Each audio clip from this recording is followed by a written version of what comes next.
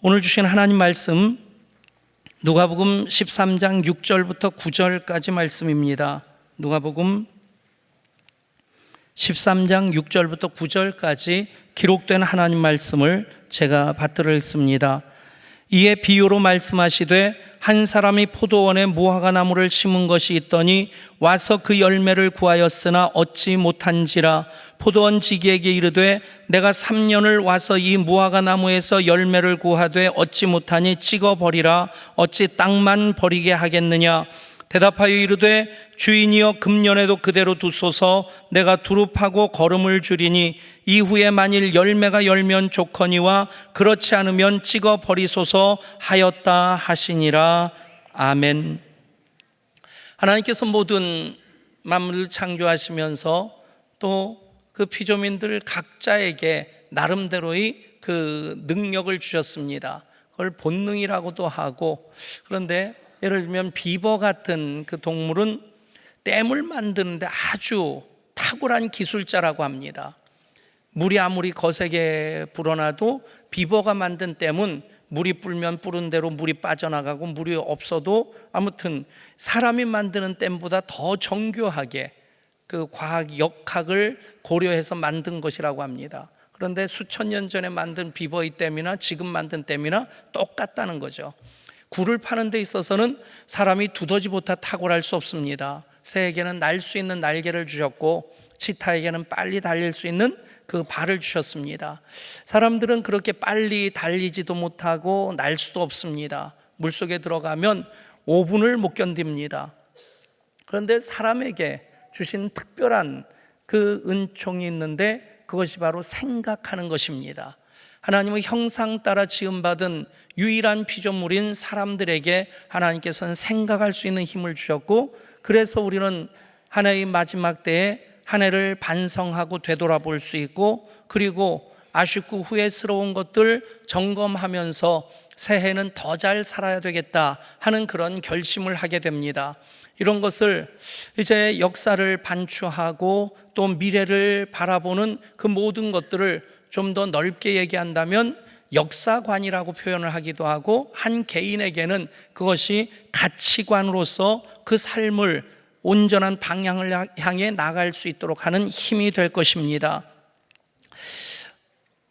우리가 한 해를 마무리하고 또 한 해를 준비하고 있습니다. 제가 마가복음을 참 좋아했습니다. 왜냐하면 사복음서 중에 제일 짧았습니다. 제일 짧으니까 가장 빨리 예수님의 일대기에 대해서 쭉 읽어 넘어갈 수 있는. 근데 마가복음을 읽다 보면 굉장히 역동적입니다. 가장 많이 나오는 단어가 즉시로, 곧, 수식어들을 많이 쓰질 않습니다. 문학적인 표현들을 하는데 관심 안 갖고 복음이 선포되어지고 예수 그리스도의 복음의 시작이라 그렇게 그냥 단도직입적으로 딱 선포하고, 그리고 복음이 선포되어질 때 제자들의 반응은 즉시로 배와 그물을 버려두고 예수를 좇으니라. 아멘. 그런 역동성이 참 좋았습니다.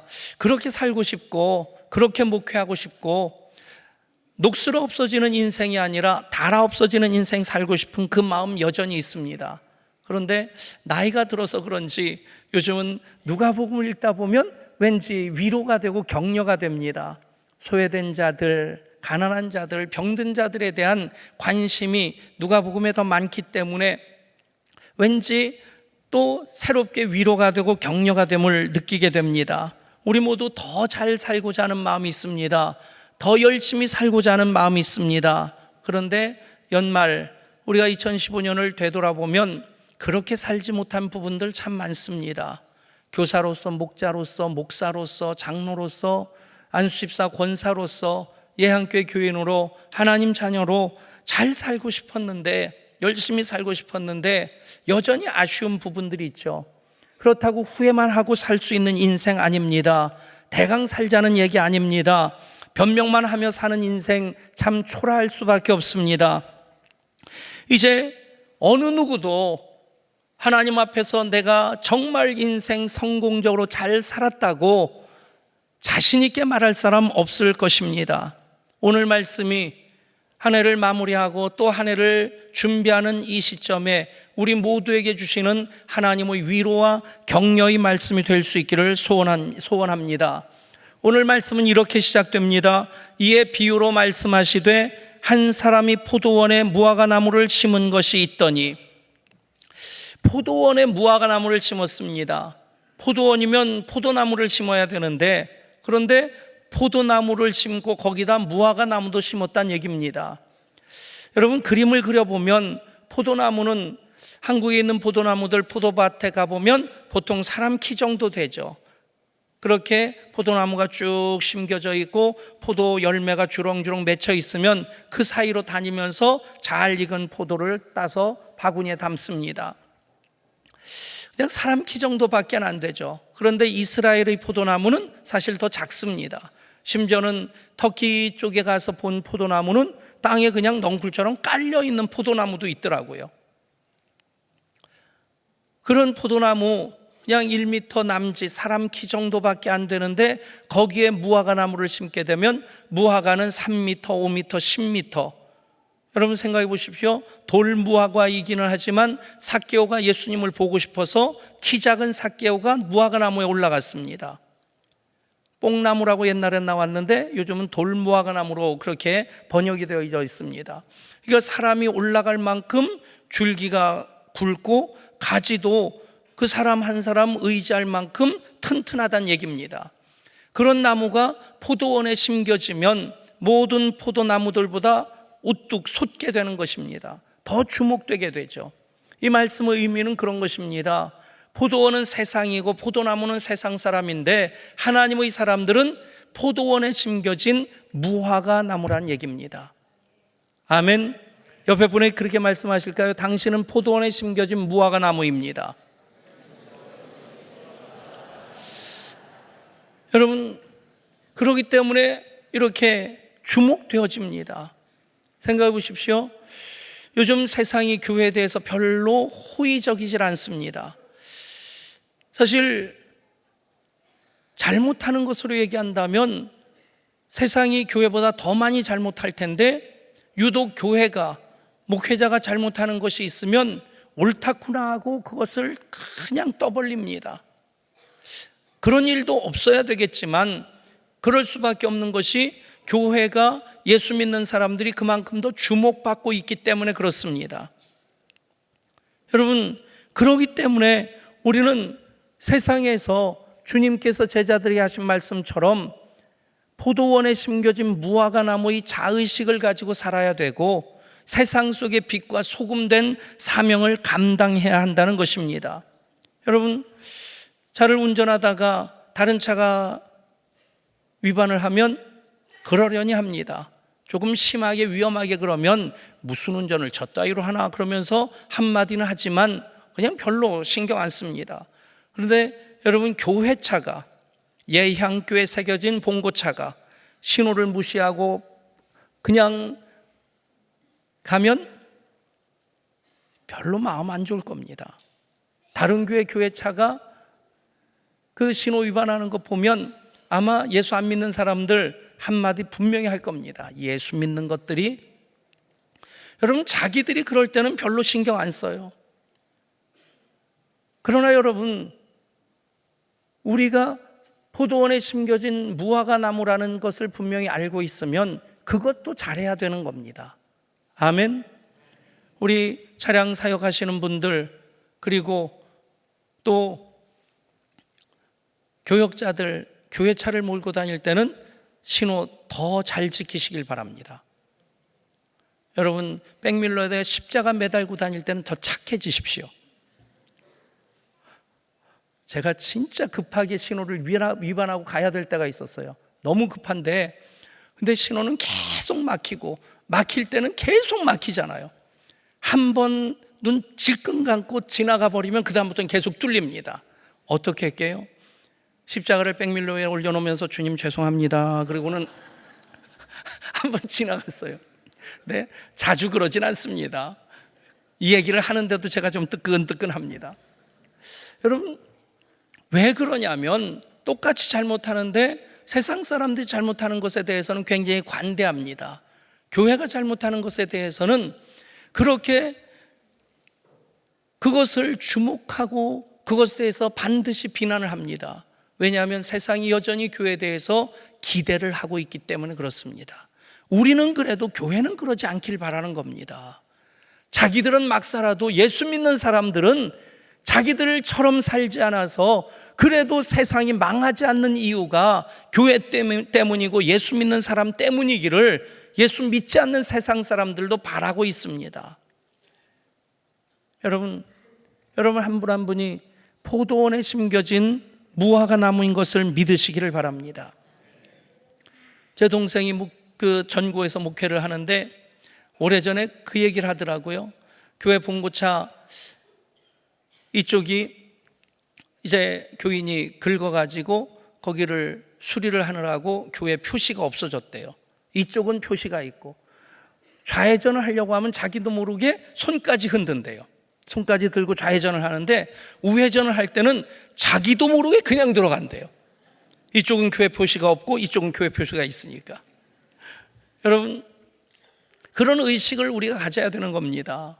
오래전 얘기지만 조카들이 초등학교 다닐 때 동생이 교회 차를 몰고 전국적으로 들어가는데 동두천 쪽에서 자기가 별로 실수하지 않았는데 저쪽에 젊은 사람이 삿대질하면서 막말을 하니까 참고적으로 가끔 말씀드리지만 저희 어머니가 최 씨의 곱슬머리에 옥립니다. 그러니까 저보다도 동생이 성질이 더 있습니다. 급합니다. 그러니까 그냥 같이 큰 소리를 치다가 이제는 아예 내려와서 차에서 양쪽에서 내려서 시비가 붙었는데 동생 말로는 본때를 보여주려고 그랬다는 거예요. 근데 재수 씨가 보면 동생이 저보다 조금 작습니다. 근데 그쪽은 젊은 사람이고 키가 크고 그런데 막 대드니까 저러다가 우리 남편 맞겠다 싶어서 여보 가자 그러는데 여러분 그럴 때는 절대 남편 말리지 마세요. 남자들 말리면 더 씩씩됩니다. 그럴 때는 그냥 차에 들어가 있든지 아니면 운전할 줄 알면 차 몰고 그냥 가버리십시오. 그러면 제풀에 꺾이는데 말리니까 열받아가지고 씩씩대는데 그 조카들도 초등학교 다니는 아이들이 아버지 막 말리는데 안 되더래요. 그 큰아이가 여자아이인데 갑자기 소리를 쳤답니다. 목사님! 동생 얘기로는 그 말을 듣는 순간 힘이 쭉 빠지더래요. 더 이상 소리칠 힘이 안 생기더래요. 여러분 그렇습니다. 목사만이라서가 아니라 우리가 세상에 포도원에 심겨진 무화과 나무라는 그 자의식이 있으면 우리는 복음으로 당당하게 살 수 있습니다. 금요일 밤에 주기철 목사님 특집 보셨습니까? 많이 부끄러웠어요. 많이 송구스러웠어요. 저도 함부로 살지는 않는다 생각하는데 그 복음 앞에 당당한 주기철 목사님 앞에서 부끄럽고 송구스럽더라고요. 사랑하는 여러분, 복음으로 당당하게 사실 수 있기를 축복합니다. 문제는 그렇게 살려고 하는데 한 해를 마무리하면서 하나님 앞에서 결산을 하려고 하는데 무화과 나무에 열매가 없더란 얘기입니다. 여러분, 하나님께서 오래 기다려 주셨습니다. 시간을 보면 3년이라고 하는 숫자가 나오는데 그 3년은 심은 지 3년이라고도 볼 수 있겠지만 유대 율법, 구약의 율법을 보면 나무도 심고 3년 동안은 할례의 기간이라고 해서 열매를 먹질 않습니다. 무화과 나무는 봄에 심으면 가을에 열매가 맺힌다고 그래요. 근데 3년 동안은 열매를 따먹지 않습니다. 4년째가 될 때 첫 소출은 하나님께 드립니다. 사람이 먹을 수 있는 데는 5년째입니다. 그러면 그때부터 기다렸다고 하면 6년이 될 수 있겠고 한 해를 더 하나님께 드리고 그 다음에 먹기 시작하는 그 해부터 따지면 7년이 됐다는 얘기입니다. 3년이든 6년이든 7년이든 그 해 심어서 그의 열매를 거둘 수 있는 무화과 나무인데 열매가 없다는 얘기입니다. 그리고 오늘 말씀 보면 6절 하반절에 와서 그 열매를 구했으나 얻지 못한지라, 여기서 구했다 하는 표현이 나오는데 이것은 노력을 기울였다는 겁니다. 그냥 줍는 것 아닙니다. 그냥 따는 게 아니라 주인께서 이 무화과 나무를 심고 참 오랫동안 정성을 다해서 돌봐주었다는 얘기입니다. 그런데 열매가 없습니다. 사랑하는 여러분, 사람이 1년을 살면서 가장 겸손할 때가 연말이라고 생각합니다. 우리 나름대로 한 해를 열심히 살아왔습니다. 그런데 다 뜻대로 되진 않지 않았습니까? 그리고 더 열심히 더 잘하지 못했음에 대한 그 부끄러운 마음이 있습니다. 어쩌면 그것이 지금 열매 없는 무화과의 모습이란 얘기입니다. 당연히 열매를 맺었어야 되는데 이유가 어떻든 문제가 무엇이든 열매가 없었다. 그러나 여러분, 오늘 말씀에서의 가장 중요한 핵심은 또 한 번의 기회를 주신다는 것입니다. 금년에도 그대로 두소서. 구원은 또 한 번의 기회입니다. 따라 하실까요? 구원은 또 한 번의 기회입니다. 그렇습니다. 이것이 은혜인 것을 믿으시길 바랍니다. 만약에 정말 하나님께서 우리가 잘못한 것 그 즉시로 심판하셨다면, 여러분, 길거리에 벼락 맞고 나뒹굴 있는 사람 시체가 밤사이에 수북수북 쌓일 겁니다. 여러분, 그런 시체만 보는 게 아니라 우리도 이미 죽었어야 될 인생이란 얘기입니다. 그런데 하나님께서 또 한 번의 기회를 주십니다. 그래서 오늘 예배할 수 있고, 그래서 우리는 2016년을 맞이할 수 있게 되는 것입니다. 그런데 이 말씀 보면 과정이 예수님이 갈릴리를 떠나서 사마리아를 거쳐서 예루살렘으로 가시는 그 과정 속에 이루어지는 겁니다. 예루살렘에 올라가시면 십자가에 달려서 예수님은 죽으시지만 하나님의 구원이 완성되어져서 그 십자가로 모든 사람들을 살리시는 그 구원의 역사를 이루시게 됩니다. 그 진행 과정 속에서 이 말씀은 굉장히 의미가 있습니다. 하나님께서는 하나님으로 최선을 다하셨고 그런 기대를 가지고 무화과 나무를 심으셨기 때문에, 또 3년을 기다리셨기 때문에 그동안 열매가 없었던 그 무화과 나무를 찍어 버리라고 말씀합니다. 마땅히 하나님의 법으로는 그런 은혜를 베푸셨는데, 그런 기대를 한 몸에 입고 있는데, 그렇게 오래 참으셨는데 열매가 없는 그 무화과 나무는 존재의 의미가 없는 것입니다. 그런데 예수님이 십자가 지실 때 빌라도 앞에 선 예수님을 향해서 많은 유대인들이 뭐라고 외칩니까? 십자가에 못 박으라, 십자가에 못 박으라 그럽니다. 십자가에 못 박으라는 그 말하고 여기서 찍어 버리라 하는 말씀하고 그 원어 단어가 똑같은 단어입니다. 없애라는 뜻입니다. 에페스란 말인데, 존재 가치가 없는 그 나무를 찍어버리라, 없애버려라. 또 예수님을 십자가에 못 박으려는 사람들, 예수님을 십자가에 못 박아서 없애버리라고 요구하는 겁니다. 그런데 올라온 것은 예수님이 십자가 달리셔서 십자가에서 7마디 말씀을 하시는 중에 한 마디 말씀 무엇입니까? 아버지여 저들의 죄를 사하여 주옵소서. 여기서 저들의 죄를 사하여 주옵소서 하는 그 말이 또 에페스입니다. 저들의 죄를 없애 주시옵소서. 여러분, 바로 이 무화과 사건을 통해서 예수님의 십자가의 신적 교환의 역사가 우리들에게 전해지는 겁니다. 예수님이 대신 찍힘을 받으셨기에, 그렇게 십자가에 달려 죽으셨기에 마땅히 그 존재 가치를 잃은 죄 지은 사람들이 찍힘 받아야 되는데, 예수님은 하나님의 법을 막아서시면서 금년에도 그대로 두소서, 내가 두릅하고 걸음을 주겠습니다. 여러분, 그것이 예수님의 십자가를 통한 하나님의 은혜인 것을 믿으시길 바랍니다. 하나님의 법으로는 우리가 찍힘을 당해야 되는 겁니다. 존재 의미를 잃어버렸기에, 죄를 지었기에, 그런데 대신 십자가에서 찍힘을 받으신 예수님께서 그것을 막으시고 금년에도 그대로 두소서, 내가 두릅하고 걸음을 주겠습니다. 사랑하는 여러분, 지금 우리는 어떤 사람들입니까? 또 한 번의 기회를 얻은 사람들입니다. 마땅히 찍히고 뽑혀야 될 텐데 그럼에도 불구하고 그냥 두어라 자비의 선언을 받은 사람들입니다. 예수님이 대신 찍히시고 우리가 살았습니다. 예수님이 대신 정죄를 받으시고 우리는 용서를 받았습니다. 예수님이 대신 속박을 당하시고 우리는 자유를 얻었습니다. 예수님이 대신 찢기시고 우리는 나음을 받았습니다. 예수님이 대신 죽으셨기에 우리는 영원히 살게 된 것입니다. 여러분, 세상은 많은 것 가지고 사람들을 판단합니다.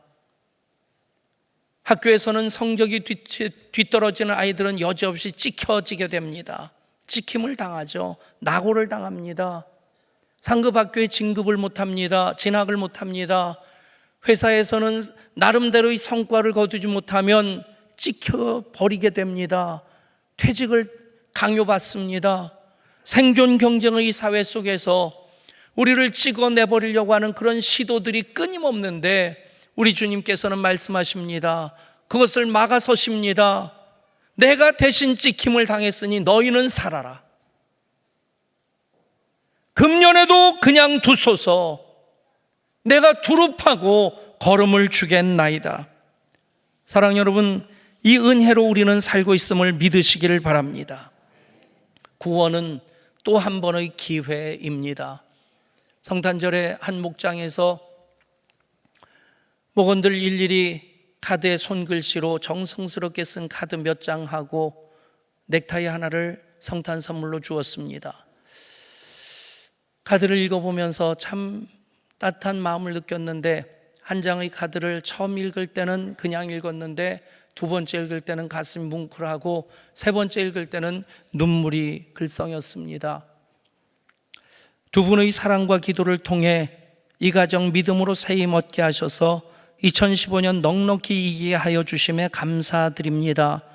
예향 10년은 저희들 가정에 너무나 큰 축복의 시간이었고 인생 가운데 가장 중요한 시기에 하나님께서 저희 가정을 예향으로 인도하여 주셨음을 감히 말씀드립니다. 김 집사는 생각이 바뀌면 인생이 바뀐다는 목사님 설교 말씀을 통해 세상의 삶에서 하나님의 삶으로 하나님과 가족을 위해 사업의 진로를 180도 바꾸게 되었습니다. 새로운 사업 시작으로 저희 가정은 하나님께서 광야의 훈련을 시키시기 시작하셨습니다. 그 훈련은 너무나도 혹독하였지만 매주 목사님의 말씀을 통해 힘을 주셔서 감당할 수 있었음을 고백합니다. 그 과정을 통해 하나님은 매일매일 이 가정에 기적을 일으켜 주셨고 눈물 흘리시며 이 가정을 보호하여 주심을 알게 되었지요. 사랑하는 여러분, 그 혹독한 시련이 있음에도 광야의 훈련의 과정임에도 이것이 또 한 번 하나님 주시는 은혜의 기회인 것을 깨달으면 우리는 감사하게 되고 순종하며 나아가는 사이에 하나님 합력하여 선을 이루심을 경험하게 될 줄 믿습니다. 메이저리그에서 활약하는 추신 선수, 한국 야구 선수 중에서 성공한 사람 중에 한 사람입니다. 그 추신 선수는 자기가 야구를 선택한 것보다 아내를 선택한 것이 더 소중한 선택이었다, 최고의 선택이었다, 그렇게 얘기를 합니다. 만 20살, 어쩌면 어린 나이에 추신 선수를 만나서 미국으로 건너가서 결혼식도 올리지 못한 채 새 아이를 낳아서 키우고 있는 그 아내에 대해서 항상 고마운 마음이 있었는데 2007년도에 추신 선수가 최고의 위기를 맞이하게 됩니다.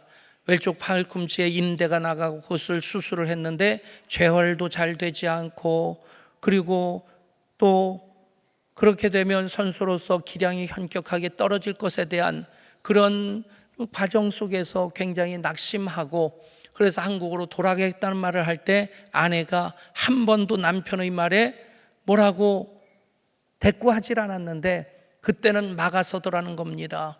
당신 가족 때문에 한국에 돌아가겠다고 하는데 그러면 내가 아이들을 데리고 한국으로 돌아갈 테니까 당신은 이곳에 남아서 재활에 더 집중하고 남자가 야구 선수를 한번 시작했으면 끝을 봐야 되는 것 아니냐고 눈물을 흘리면서 만류하는 아내를 끌어안고 둘이 펑펑 울었다는 겁니다. 그래서 주신 선수는 자기 인생의 최고의 선택이 아내라고 얘기를 합니다. 여러분들은 어떻습니까? 여러분 최고의 선택이 남편입니까? 여러분들의 최고의 선택이 아내입니까? 아멘이 안 나옵니까? 한 사흘 금식해 보셔야지, 인생의 매운맛을 더 봐야지 그 말이 나오시겠습니까? 어떤 남편은 인생 살다가 힘들 때 지갑을 열고 지갑 안에 있는 아내 사진을 꺼내서 쳐다본답니다. 그러면서 이렇게 생각한답니다. 내가 이 사람하고도 사는데 세상에 못할 일 뭐가 있겠는가? 다시 용기를 얻는답니다. 어떤 아내는 힘들 때마다 지갑을 열고 남편 사진을 꺼내서 쳐다보면서 이렇게 얘기를 한답니다. 내가 이 인간도 사람 만들었는데 세상에 못할 일 뭐가 있겠나? 여러분, 사실 그 모든 과정 속에서 우리는 하나님 허락하시는 새로운 기회를 얻게 되는 것입니다. 믿으십니까? 그래서 오늘 예배하고 있습니다. 그래서 2016년을 우리가 맞이할 수 있게 됩니다. 007 시리즈로 유명한 이안 플레밍이 소설을 쓰기 시작한 나이가 43살이랍니다. 뿌리의 작가 알렉스 헤일리도 43살에 작품 활동을 시작했습니다. 70년대 링을 주름잡던 조지 포먼이 불우 청소년들을 돕기 위해서 다시 40살의 나이에 링에 올랐습니다. 40살은 젊은 나이입니까? 아닙니다. 또 한 번 주시는 그 기회를 붙잡은 사람들입니다. 경영학의 아버지로 불려지는 피터 드러커는 95세가 되었을 때 이런 말을 합니다. 나는 이제 새로운 학문의 영역에 도전할 마음의 준비가 되어 있다.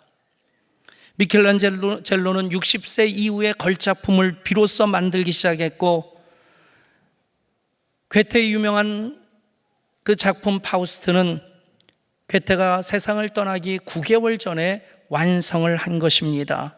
피카소는 92세까지 창작 활동을 했고, 루빈스타인은 89세에 카네기 홀에서 연주를 하였습니다. 토스카니는 90세까지 20세기를 대표하는 지휘자로 활동했습니다. 믿음의 조상 아브라함은 75세에 부르심을 받았고, 모세는 80세까지 은둔 생활을 하다가 80세에 비로소 하나님의 부름 앞에 순종함으로 출애굽의 역사를 이루게 됩니다. 갈렙도 85세에 도전해서 주님 주시는 그 땅을 차지하게 됩니다. 또 한 번의 기회를 붙잡은 사람들입니다. 의정부 신곡교회가 있습니다. 우리 노회교회고 담임 목사님인 최태현 목사님하고 막역한 사이입니다. 지난 11월 달 이분이 교회를 사임하고 다른 교회로 간다는 겁니다. 세상에 그런 일이 어디 있냐고 말렸습니다.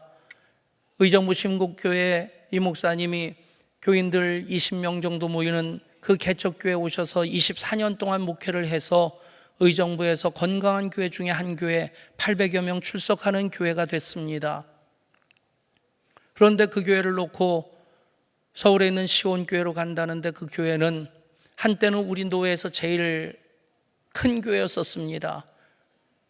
1500명 출석하던 교회였는데 10여 년 전에 담임 목사님 은퇴하면서 10여 년 동안 아픔을 계속 겪으면서 이제는 출석 교인이 200명도 안 되는 교회로, 그런데 그 시온교회가 이 목사님의 모교회인 겁니다. 10년 동안 그 교회 이렇게 보다듬으면서 제대로 세우려고 했는데 잘 안 되는 겁니다. 계속 무너지는 것을 지켜보면서 가슴 아파서 기도를 하는데 자기도 모르게 그 기도가 나오더래요. 하나님, 저토록 가라시면 가겠습니다. 근데 그 기도를 하는데 굉장히 마음이 편해지고, 그래서 하나님, 제가 먼저 얘기는 안 하겠습니다. 누군가가 저에게 얘기하면 그것을 하나님 음성으로 듣겠습니다. 그랬는데 그 교회 마지막 담임 목사님 청빙 과정에서 목사님은 결정을 했는데 그 사모님이 그 어려운 교회 나는 죽어도 못 간다고 그렇게 버티는 바람에 무산이 된 겁니다. 교회는 이제 마지막 그 기회조차도 놓치게 되고, 이제는 200명도 안 남은 교인들 서로 싸우면서 이제는 그냥 갈라서자 하는 그런 판에 그 교회 장로님이 최 목사님에게 그냥 힘없이 한마디 툭 던지더라는 겁니다. 목사님 오시면 안 돼요? 그 말을 하나님 음성으로 들은 겁니다. 그리고는 11월 말에 800명 출석하는 교회 내려놓고 200명 남은 싸우는 교회로 간 겁니다. 제가 목사님하고 대화를 하면서 그랬습니다. 목사님 정말 존경합니다. 또 한 번의 기회를, 십자가의 길을 걷는 것이라고 믿습니다. 그런 일이 진행되어질 때 우리 교회 알파 10번째 시간인데, 교회란 무엇인가를 얘기하면서 게스트들에게 그 얘기를 했습니다. 그런 목사님도 계십니다. 그런데 여러분, 나를 위해서는 그런 기도하지 마십시오. 나는 떠날 준비도 안 돼 있고 떠날 마음도 없습니다. 나는 남은 기간 예향교회를 위해서 다 없어지더라도 열심히 섬기고 싶습니다. 아멘 하셔야지 제가 그때까지 버티죠. 여러분, 인간적으로 저 편하게 목회하고 싶은 것 아닙니다. 하나님께서 가라시면 순종했기 때문에 교회 개척했고, 순종하면서 여기까지 왔고, 또 하나님께서 가라시면 아프리카도 가야 되겠고 또 한 번 개척도 할 수 있겠지만, 그러나 내가 편한 것 선택하고자 하는 것 아니고 남은 기간 동안 정말 하나님 앞에서 그 부끄러움 없이 최선을 열심히 다하고자 하는 그 마음으로 또 한 번 하나님 주신 그 기회, 그것을 붙잡고자 하는 마음으로 고백하는 것입니다. 사랑하는 여러분, 지금 우리가 살아있다는 것은 무엇을 의미합니까? 남들은 죽었는데 내가 살아있기 때문에 복받은 것입니까? 그것이 은혜입니까? 아닙니다. 하나님께서 금옥까지 살라고 하시는 뜻입니다. 또 한 번의 기회를 주는데 부끄럽지 않게 살라는 것입니다. 우리는 천사가 아닙니다. 인간입니다. 그래서 실수도 하고 후회도 합니다. 그러나 우리가 2016년 말을 맞이할 때는 오늘 이렇게 부끄러운 마음, 오늘 이렇게 아쉬웠던 마음보다는 그 부끄러움과 아쉬움은 훨씬 적어지면 좋겠습니다. 그리고 하나님 앞에서 부족하지만 하나님, 내가 이만큼 열심히 달려왔습니다, 그렇게 하나님 앞에서 감히 말씀드릴 수 있는 우리 모두가 될 수 있기를 소원합니다. 그런 예향교회가 될 수 있기를 소원합니다. 그 마음으로 교역자들과 우리 장로님들과 새해를 준비하고 있습니다. 똑같은 한 해로서가 아니라 하나님의 법으로는 심판받아야 되는데, 금년에도 그대로 두소서, 내가 두릅하고 걸음을 주겠나이다. 십자가 달리신 예수님께서 막아서시면서 또 한 번의 기회를 주셨기에 우리는 2016년 정말로 우리의 최선의 열심으로 다음 세대의 부흥, 선교의 확장을 위해서 우리 주어진 기회, 또 한 번의 기회 열심히 살기를 소원하는 마음 같습니다.